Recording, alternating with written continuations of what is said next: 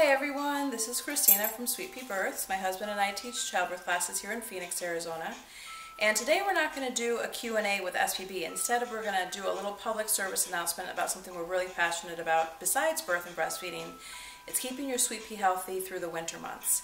So we learned this the hard way with one of our children who ended up in the pediatric intensive care unit and ended up with an intubator, and we were in the hospital for a week, and it was not the most pleasant experience, but we had great care, so we made the best of it. And he is now a healthy 9-year-old, so we came out on the other side.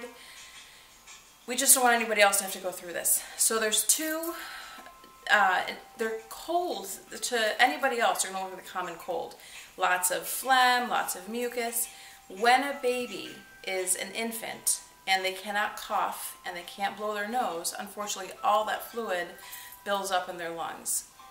Two of the ones that are the most common ones to hospitalize babies here in Arizona are something called RSV, which I'm not even going to try to pronounce. You can check the link down in the comments and they'll give you the pronunciation. And the other one is rhinovirus. Again, both of those present as a common cold. For a toddler, they'd be fine. They'd just be really drippy and gross. For a baby, because they can't get the fluid out of their lungs fill up with fluid, and then you have some significant medical problems. So when you have a baby that's born through the winter months, absolutely 100% you are allowed to be a germ monster. So if you know anybody who wants to come see your baby, ask them, have you or anybody around you had a fever in the last 24 hours?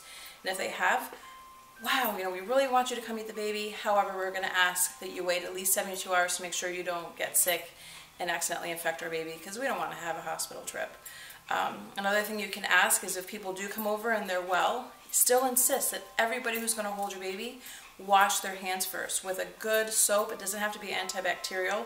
CDC actually says a non-antibacterial soap, or antimicrobial, just a good old hand soap, old-fashioned hand soap.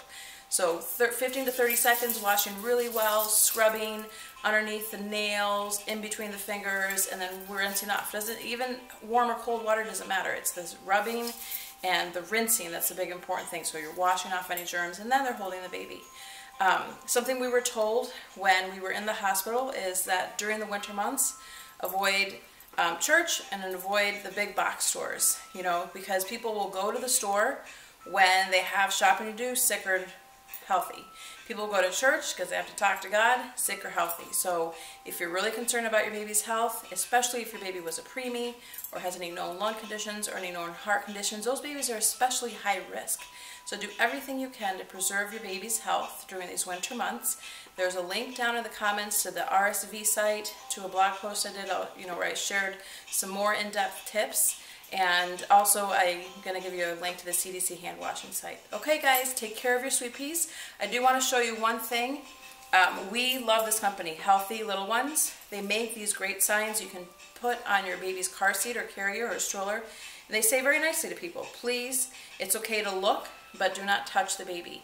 Again, wearing your baby is a great idea during the winter months, because most people are not going to invade your personal space to try to find the baby.